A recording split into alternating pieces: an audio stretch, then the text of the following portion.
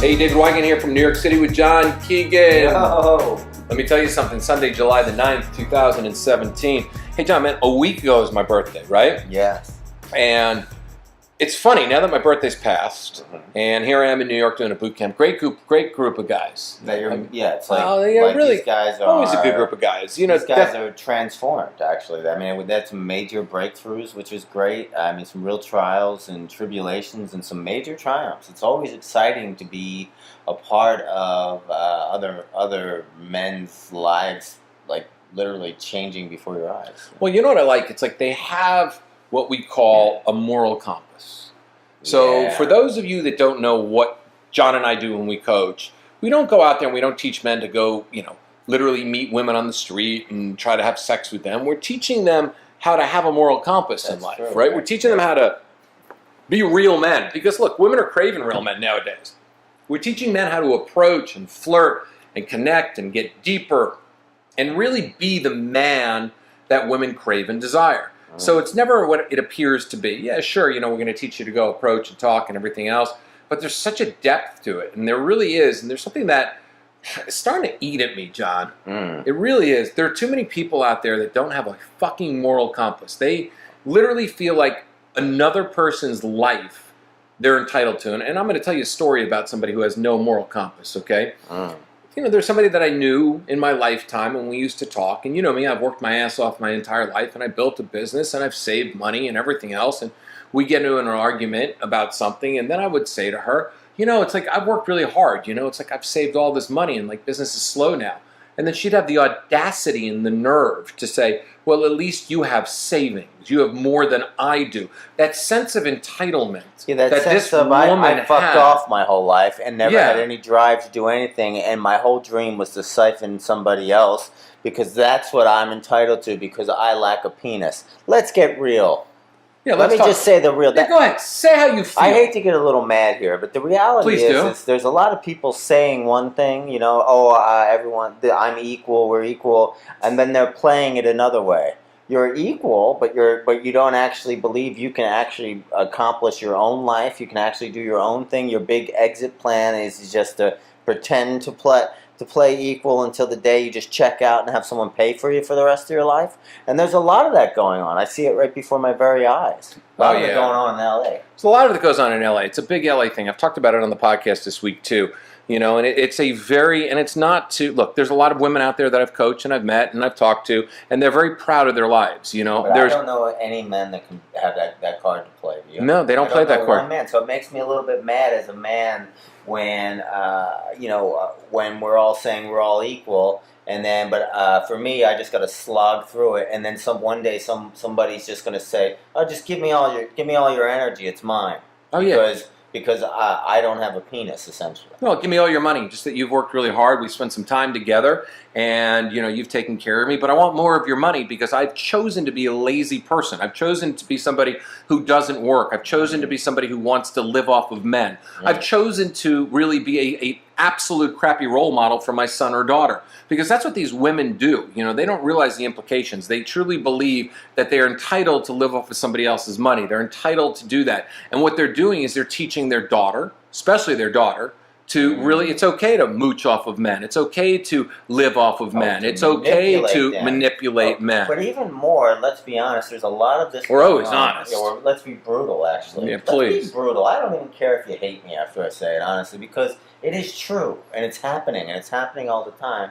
And it's like, is there any moral compass here?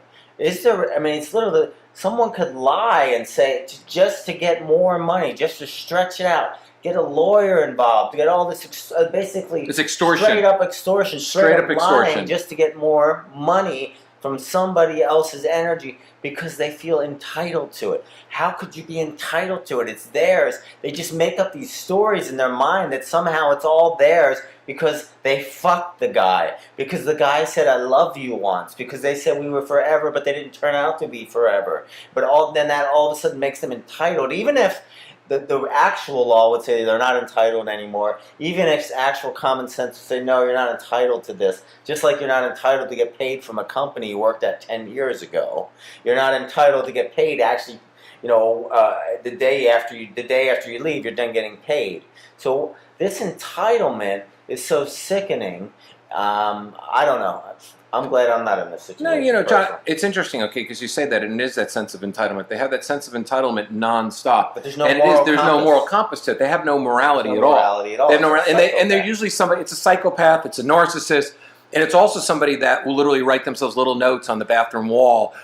Practice being ingratitude. They're hypocrites. The worst They're hypocrites. The worst people I've ever met are the people that say, "But I'm peaceful. Oh, but please. I'm zen." They'll just say it in the middle of any fight, like anytime there's any conflict. But I'm the peaceful one. Okay. Oh yeah, they right. go. Don't go into defense mode. Don't always be blaming. Why are you always overreacting? This moral compass is unreal. And this is what scares me, because these are usually women that have marriages for a short period of time. They get used to not working.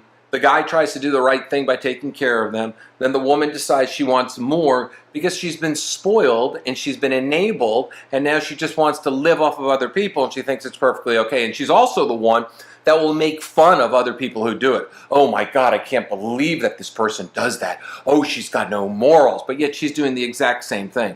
It's a shame on you. Remember Arnold Diaz from Shame on You, right, on the news? It's a shame on you moment, because you're not entitled to anybody else's life. You're not entitled to anybody else's generosity. Not only that, the way I look at it is I look at it paying forward.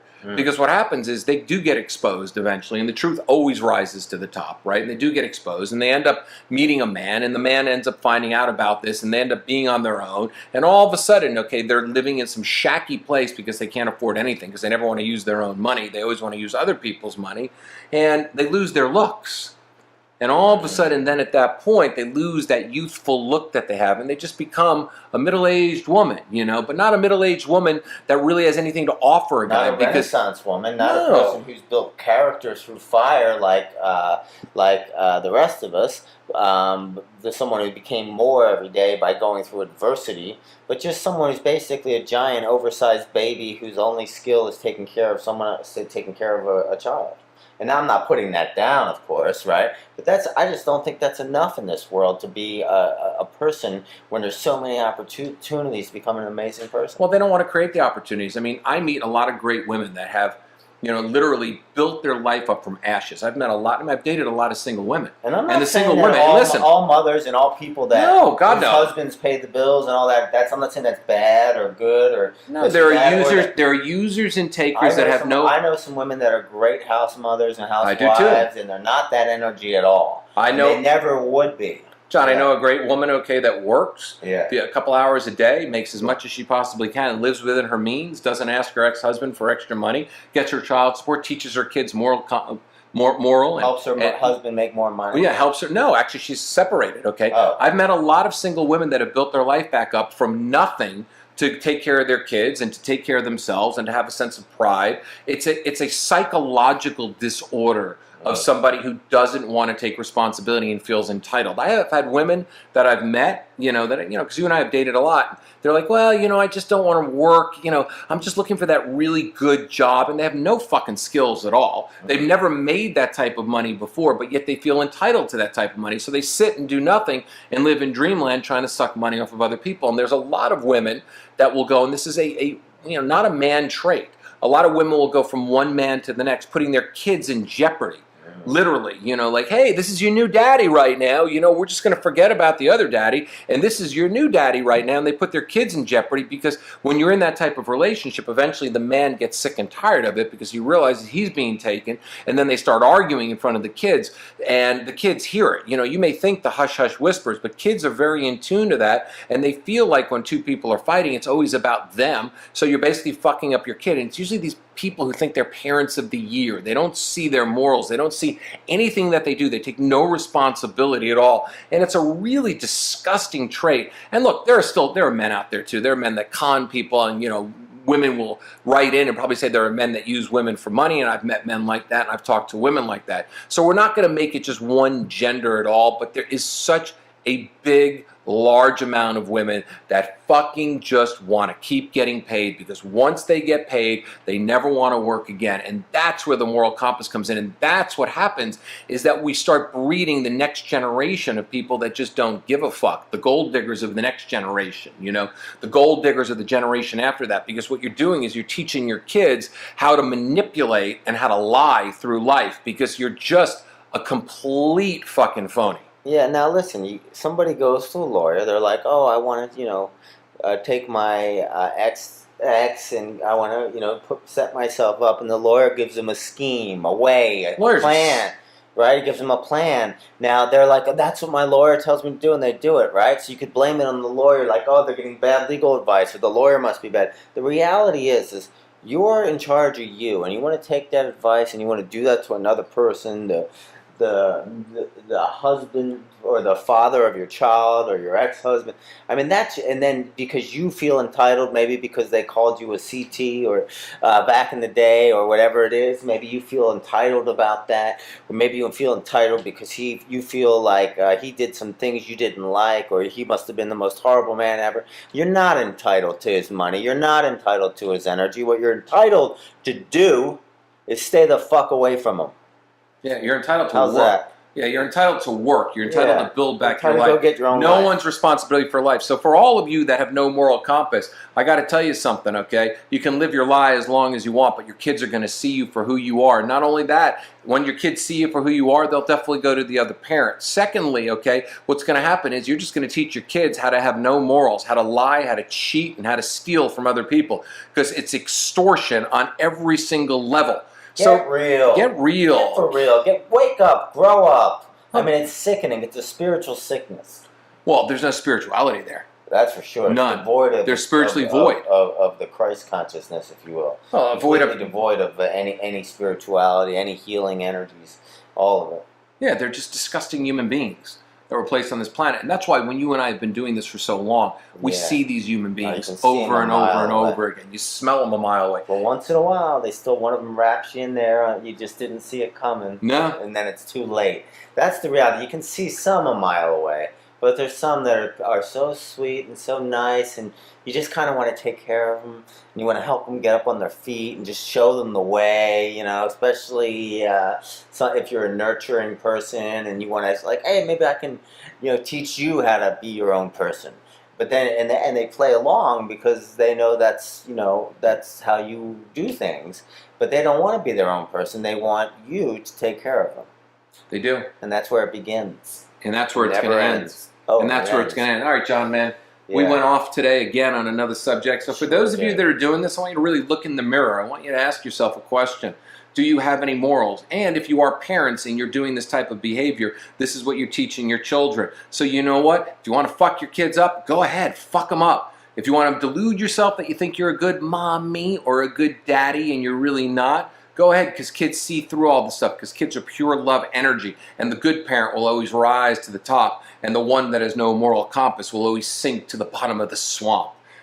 Join us tomorrow as we're live in New York City, having a fucking blast, talking about life issues that need to be tackled, things that we're never afraid of, because John and I just don't give a fuck. If we offend you, we offend you. If you love us, you love us. If you hate us, you hate us. But at least we created an emotion and got you thinking again. All right. We don't care. No, man, we do care. We do. We care that we move you, that we groove you, that maybe we light you up, you wake you up, and maybe we just entertain you on some days. But we do care. But we're not gonna care so much that we're not gonna be tell our own truth, and maybe it will resonate with you. Come on back tomorrow for more self-help. I say radical self-help that doesn't suck.